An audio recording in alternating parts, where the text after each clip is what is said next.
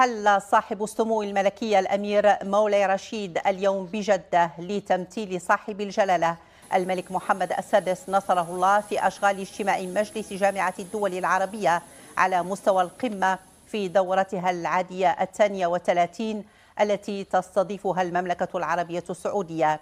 ووجد صاحب السمو الملكي الأمير مولاي رشيد في استقباله بمطار الملك عبد العزيز الدولي بجدة صاحب السمو الملكي الأمير بندر بن سلطان بن عبد العزيز آل سعود أمير منطقة مكة المكرمة.